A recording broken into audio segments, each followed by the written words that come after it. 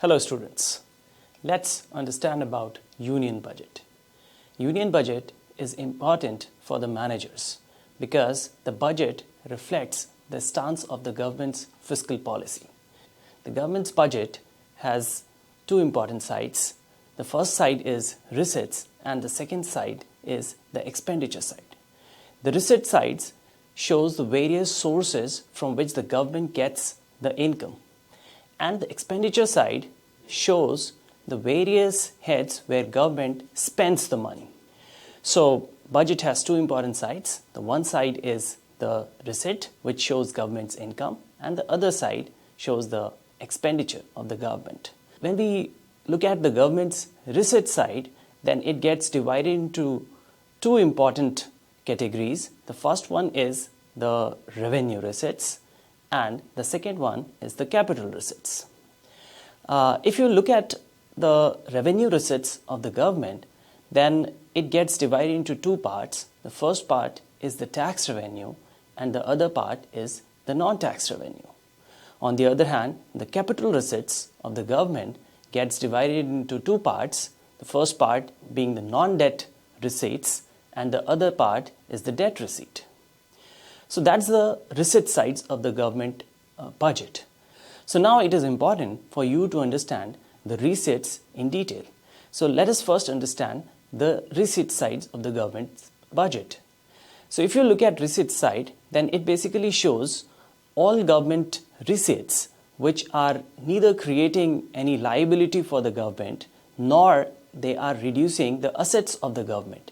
We can call such government receipts as the revenue receipts of the government. And as I already mentioned, that the revenue receipts is of two broad types, the tax revenue and the non-tax revenue. So it is important for you to understand that what do we actually mean by tax revenue and non-tax revenue. So if you look at the tax revenue, then basically it means that what are the various sources of government's receipts based on the taxes which the government imposes on businesses and the individuals. So it has several types. For example, one of the taxes which government imposes is the corporation tax, and it is the tax that is levied on companies' income. The other important tax source or tax revenue source for the government is income tax, and it is the tax that is paid by individuals on their income. Similarly, wealth tax is also an important source of tax revenue for the government. Customs duty is an important source of tax revenue, and it shows the tax imposed on import and export of the goods. Union excise duty is another important source of tax revenue that shows the tax on production and manufacturing.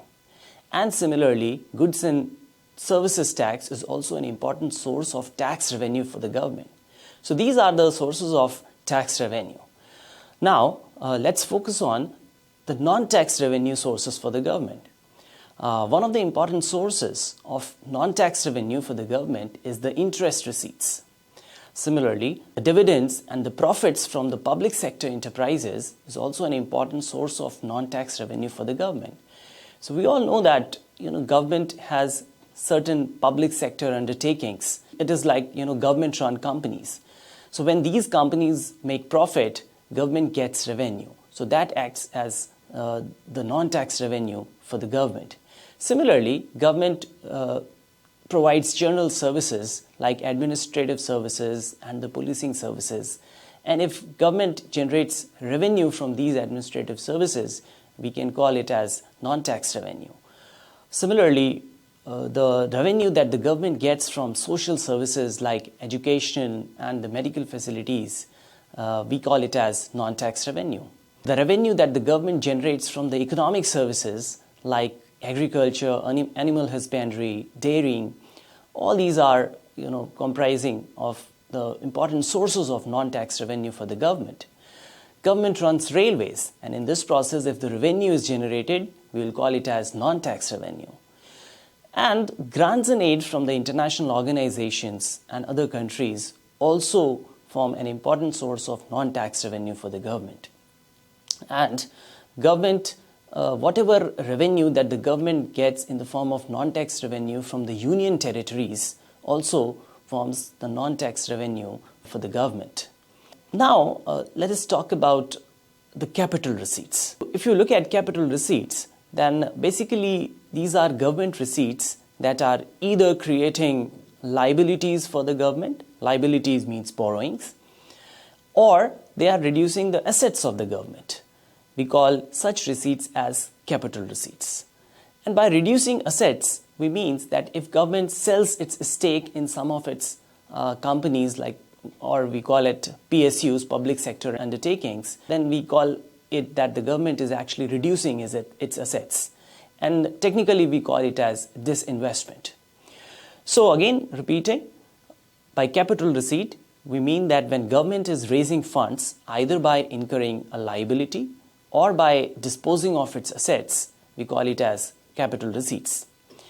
So it includes all the recoveries of the loans that the government gets, and it includes disinvestment, and it includes borrowings. Thank you.